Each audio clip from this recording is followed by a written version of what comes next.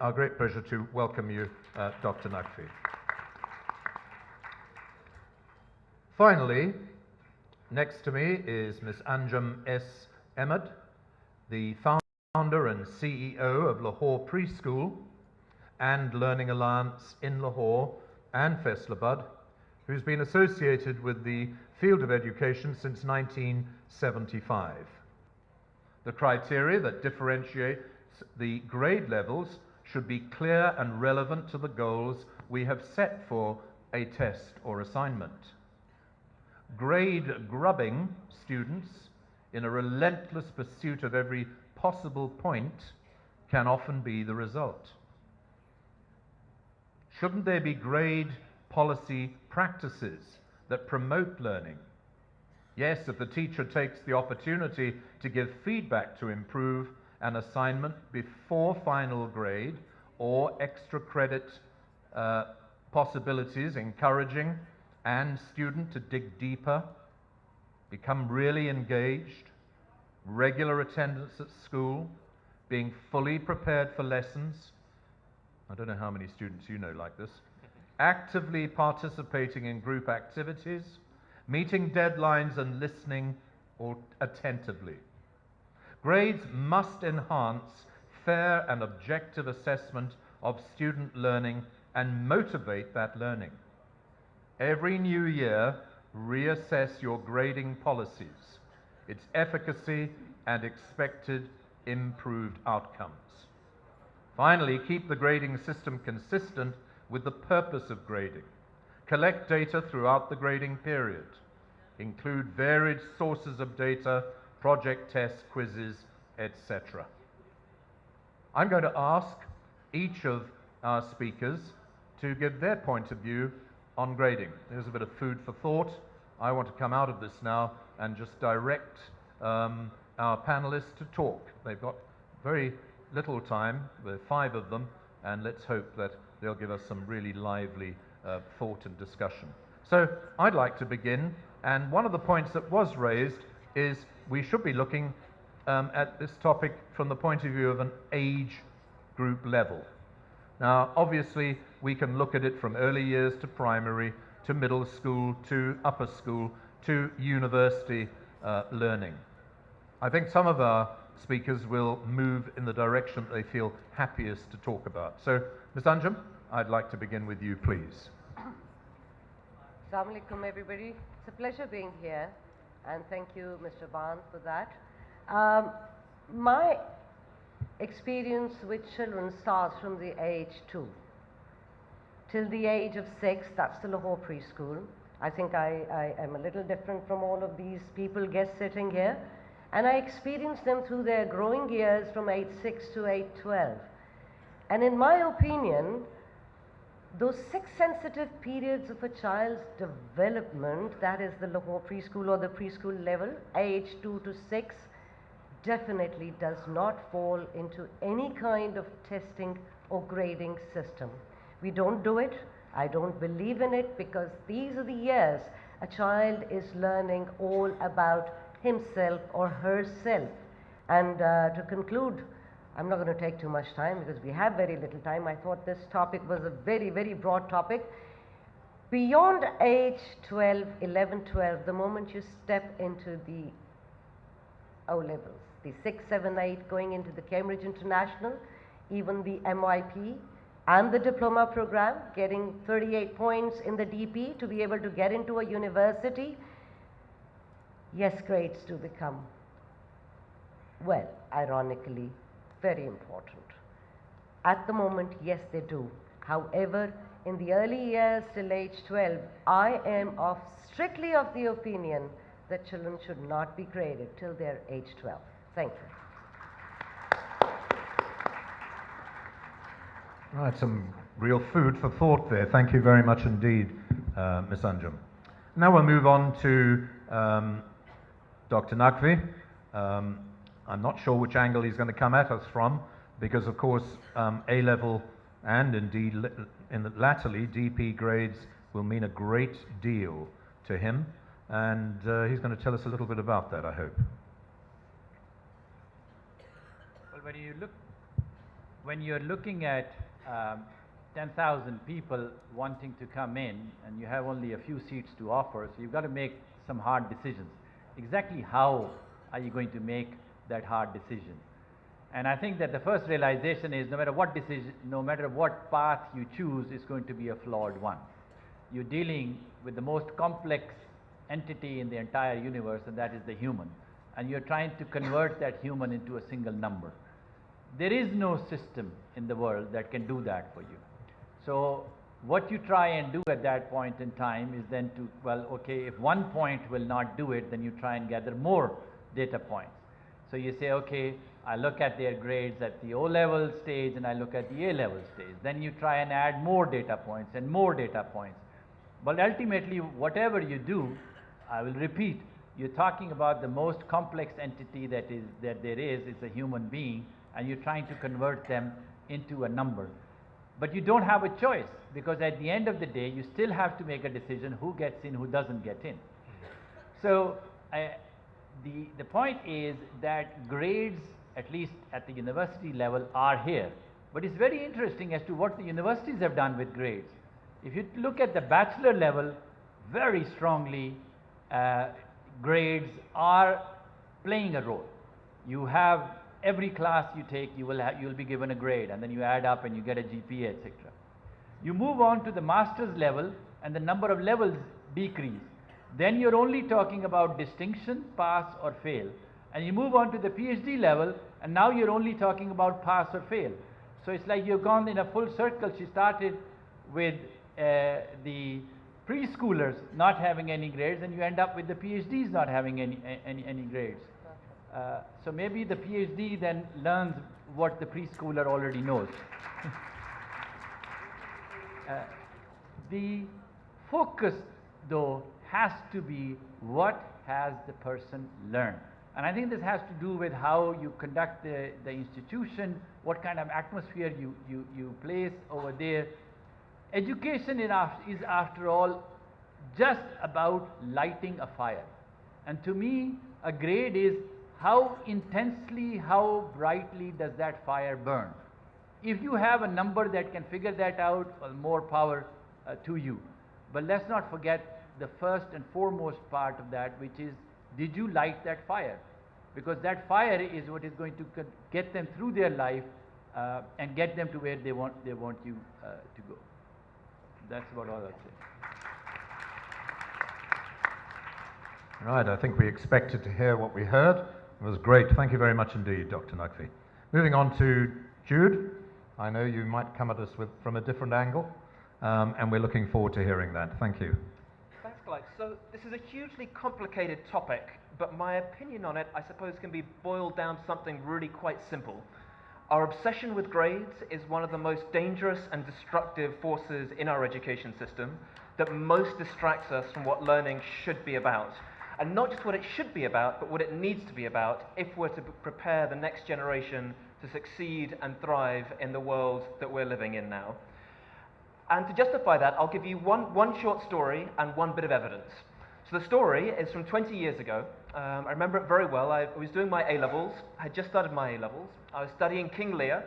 I was asked to do an essay about the theme of power in King Lear. And I loved it. I absolutely loved it. I felt like my mind was really coming alive.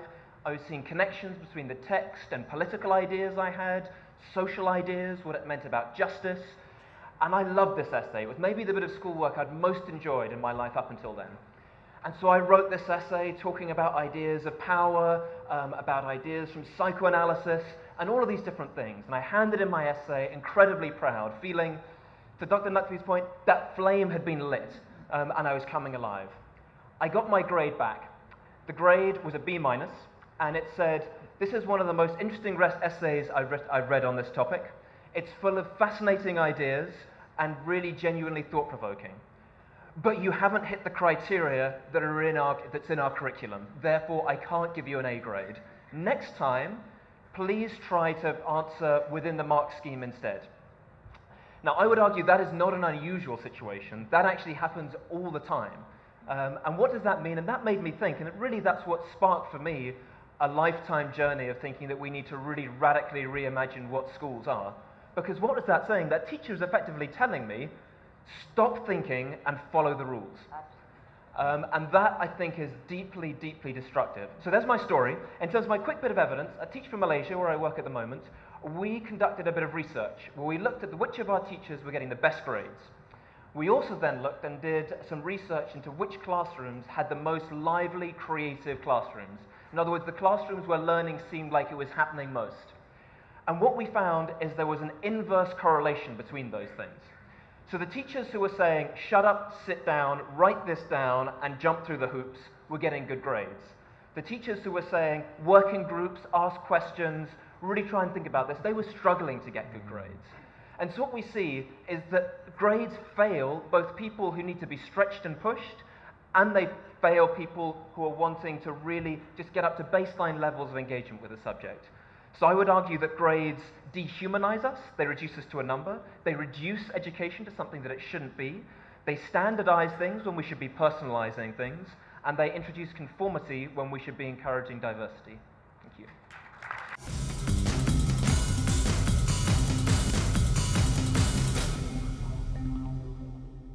Mr. Khattak is going to tell us how he comes to be an examinations director. Thank you very much. Assalamu alaikum, everyone. I think if I was to speak on behalf of the organization that I work for, the simple answer would be clearly in mind the service delivery we do. The answer would be yes, grades matter. But I've got a very different personal aspect to this, and I think a lot of it comes from my own personal life and the times that I've been through. But before I come on to that, I think what we need to understand that grades, yes, it is how you perform on that day, but is that a true reflection of what you are and what you have been in the entire period that you have been studying for whatever examination you've been sitting? It's a hit and miss. For me, it's been a hit a number of times and it's been a miss a number of times as well. And I think as a parent, I understand more now that what I put through my two sons these days just to get grades and higher grades, I am not doing them any favors in terms of becoming good humans towards society generally. And if I put this, I've only been in Pakistan 3 months. I've been away for 20 years. I grew up here through Beacon House in Islamabad, and I've been working abroad in several countries since. We had a point here of a truly well-rounded education. I think this is important. Education is not just having good grades in your academic life. It is what you come out to be as a human being at the end of the day when it really matters. Can I put down all of my knowledge that I have gained by getting A's and A stars into my practical life? I think the honest answer would be no. I haven't used any of it. I've learned more through experience, and I've been a single parent for 10 years of my accountant by profession. I think what those years in my hard life have taught me on the ground and the realities around have been more valuable to me in my success in the position that I am in today than what my grades have been. I have never got an A in my life, neither in O levels or A levels.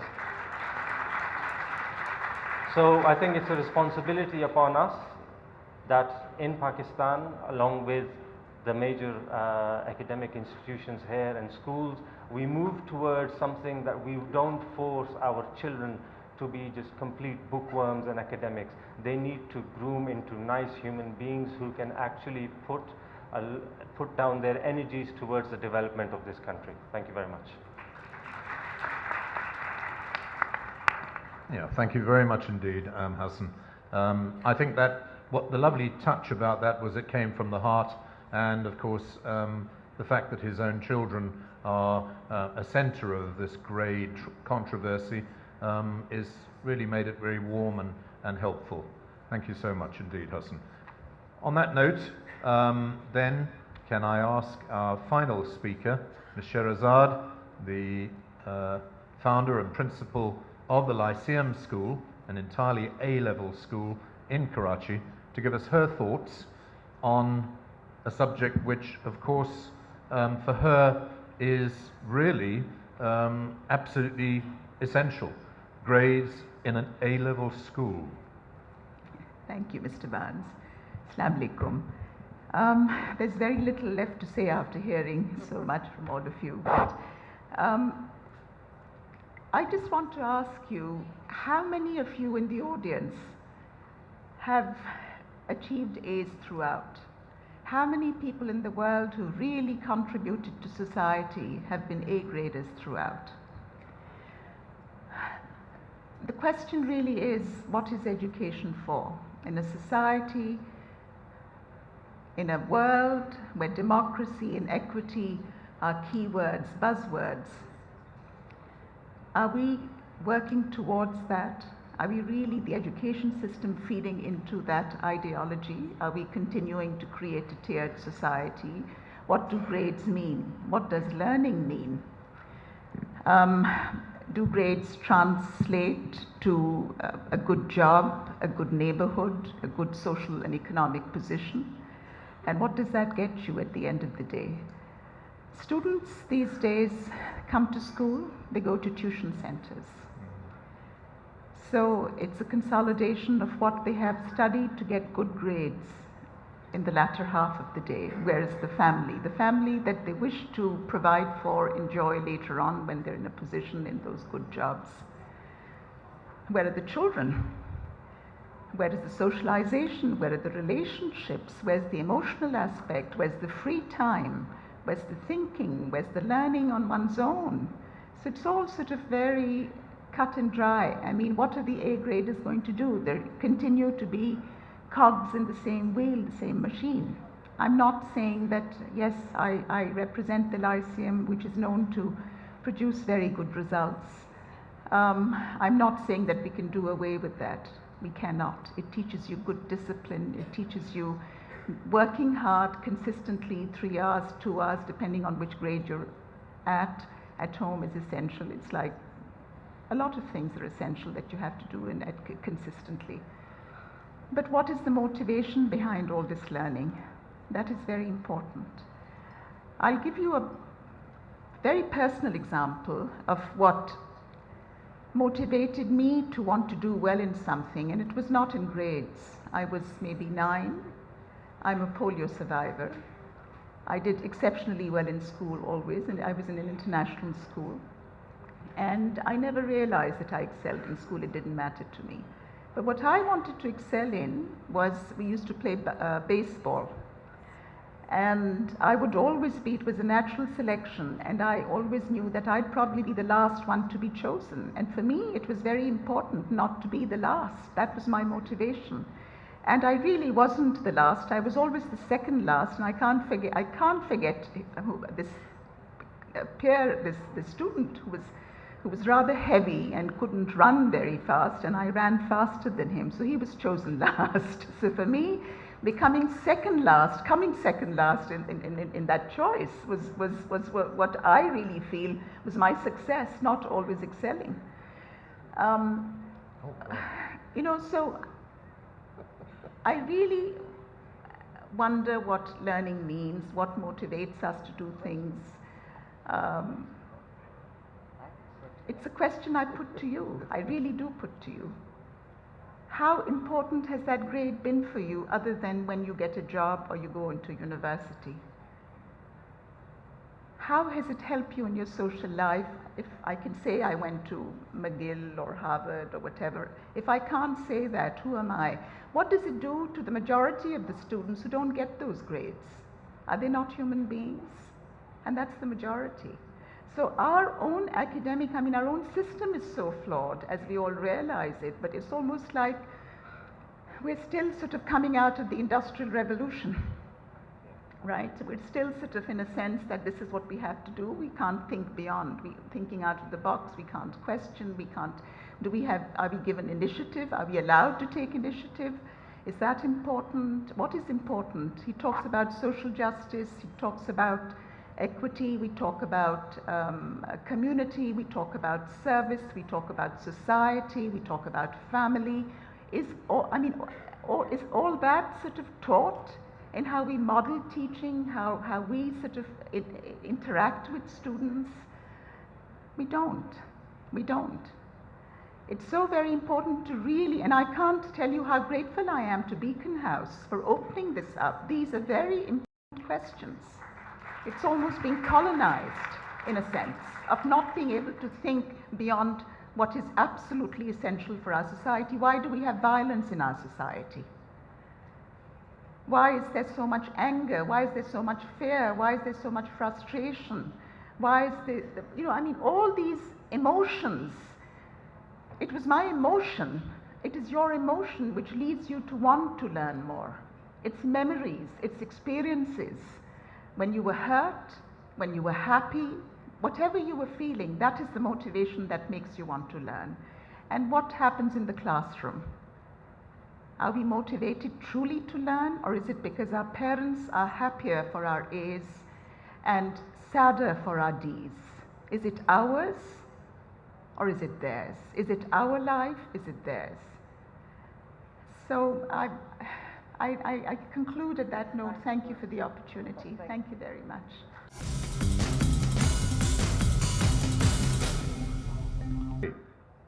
Grades affect learning even of employers or employees, not just students.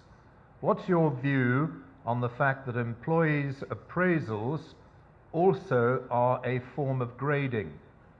And indeed, whether they succeed or fail, should these grades in fact be the basis on their success or otherwise in a school system, in the workplace? Dr. Naqvi. Okay, it's appearing as if grading and a focus on learning are two separate things. But the reality is that the world's considered to be the world's #1 schooling system is actually a one that does not focus on grades, which is the Finnish system, and it is entirely, I mean, it's a happy-go-lucky children going off into the forest. They are learning by doing, they're learning by observation, they are supported and they're enthusiastic. And then this is the strange thing. When you hold standardized tests, they are the #1 in the world. So it's not, it doesn't appear like the two are opposite to each other. But this is not such a straightforward issue either, because to compound that, the #2 system is probably the Singaporean system, which is a completely different one. So, neither is there a dichotomy between learning and grading, but neither is there such a clear path that what will be success. My own bias would be that based on the world, in the world that we are in at the moment, and what the world now truly cherishes, which is creativity, that your #1 focus has to be on learning, because that is where the human truly distinguishes and is able to do things that actually no machine can do, and they are become the creators of the machine. The other point I wanted to make was with respect to the difference between grading and an assessment system. You are holding the grades to blame, where the blame may lie in the assessment system. You're, as an employer, the question is, what are you grading? Are you grading teamwork? Are you grading ethics? Are you grading delivery, leadership? What is it? Or are you just grading, how many minutes a person is late? So, if you build the right kind of an assessment system, and a portfolio is just a different type of assessment system. At the end of the day, a portfolio means that you have lots of different types of information. So you have information about how the person did in sports, whether they created a web page, whether they wrote a blog, whether they were artists, whether they were musicians, and also what grades you got. And then you allow the experienced person to add that all up to create a number, to make a decision. At the end of the day, a decision has to be made. So it is the sophistication of the assessment system that we are talking about, not really the grades, which are just numbers which you will get either way. Yeah. Great answer. Thank you very much, Dr. Naqvi. Ms. Sherazad, you come across as a very human person. How would you answer this one? How do we deal in this day and age with students and teachers who feel dehumanized by always and only being judged by the grades they achieve and generate as teachers? What kind of learning really takes place in an environment where we, who lead schools, look at our teachers as grade makers? Is the question about how we look at teachers or about how students feel dehumanized? No, it's the teachers who are feeling dehumanized by always and only being judged as teachers by the grades they achieve. Oh, okay, that's what you're asking. That is very sad. That is very sad. It shouldn't happen. It does happen. And I think it's the students who make those decisions. And although I do feel that there are some teachers where they're giving that little extra in class, the experience, the process of learning, where it's much more meaningful, at the end of the day, it's not the result but the experience of learning. If a school is judging teachers by the grades that he or she gets, I think it's the school's responsibility to ensure that they've got the right person teaching at the right level, because it's like a student who's not doing well in science. I'm sure he has strengths elsewhere, or as you asked the question about an employee, if he or she is not doing well in some place, then maybe this is another area where he can or she can do better. So schools, administration, decision makers really need to be much more human, much more able to sort of look at the different strengths when they're looking at weaknesses, then the strengths also. And that doesn't happen a lot of times. I think we really are just tick marking. And it is unfortunate, yes. It's a very good question, thank you. So whoever posed that question, it's a very relevant one. But look, there's a great pile of your questions. Thank you very much for taking such an interest in this particular session. I like to believe we've got 5 truly inspirational educationists sitting here with their own views, and I'm quite sure that they'd be willing hereafter to chat to any of you who would want to ask them very specific questions, because it covers a broad spectrum of the educational process, both in the world and indeed here in Pakistan. So thank you very much indeed, ladies and gentlemen.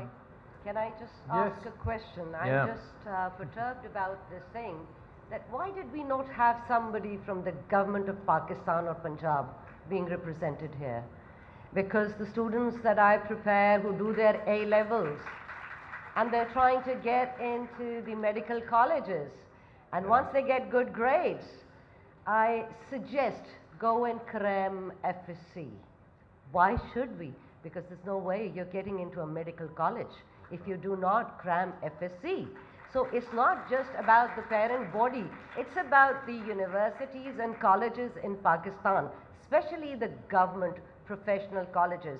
And once they go there, one of my students, and if I may please be allowed, just to quote this, one of my students, a couple of them wanted to go into the medical college, apply for the MCAT examination, and I said, okay, I'll try. They said, to get the FSC crammed here in for the school for you.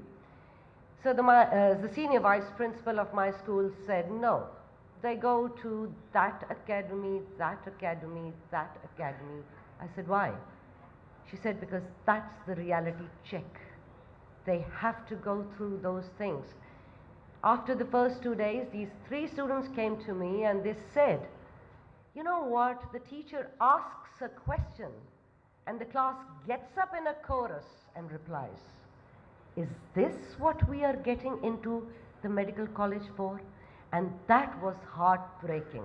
We need to change our professional colleges. It's not just about us. I mean, we realize it. All of us sitting here probably realize it.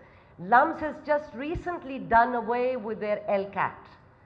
So they are now looking at the SATs for their admissions, which is, I think, a terrific idea, because though it was a BBC, but even then it was a grade, which at times the child just didn't do it. So they've recently, and I really appreciate that a lot, Mr. Naqvi, because that's giving an opportunity to a lot of other students to be able to do that. But then what about the engineering universities, the government colleges, the professional colleges, and particularly the medical colleges? You have to have those grades. And that is what parents are looking at. That is exactly what parents are asking for. That leaves us stranded. Totally, excuse me, stranded and hand-tied. We need to change the complete mindset. Right. Dr. Naqvi, would you like to quickly sum up? Wow, okay. But I think it's a fantastic topic. I don't think, as I had described earlier, that's an either-or situation. I think that all the panelists, they agreed upon the core that is learning. That is, there is no compromise absolutely on that. And